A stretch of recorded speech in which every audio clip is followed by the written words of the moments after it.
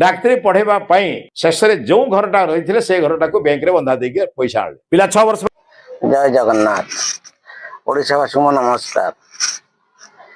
प्रिय भाई भौणी बंधु मैंने ओडिशावासी मोर किसी वार्ता दूची मन कर ध्यान दे शुणे।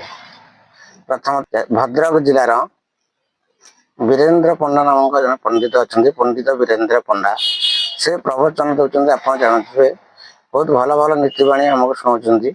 मुझे प्रत्येक दिन शिष्य सी मो गुरु मुझे प्रवचन प्रतिदिन शुणे शुणला आम कि परिवर्तन को चेष्टा करवा। प्रतिदिन यूट्यूब चैनल हो कि ओटीवी चैनल हो बहुत चैनल अच्छी से चैनल माध्यम से प्रवचन शुणुंट आम प्रवचन देखा।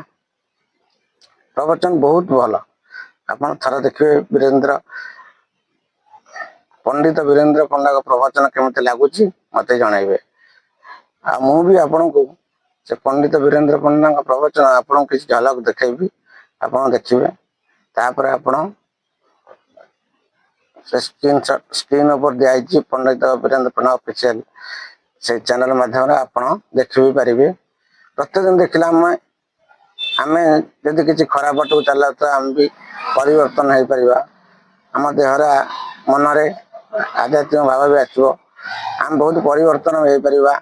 पिला छुआ मान प्रवचन माध्यम शुणेले से भी परिवर्तन हो पारे।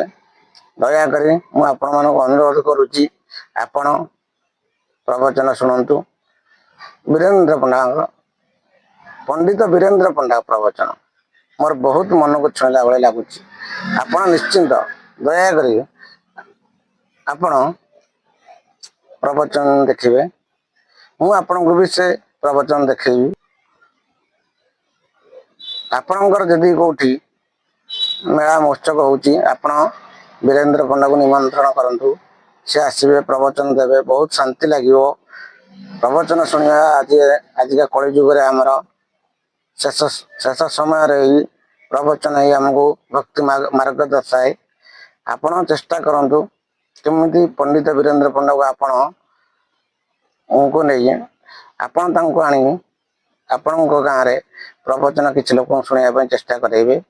रही बंधु शुभ सकाळ नमस्कार जय जगन्नाथ।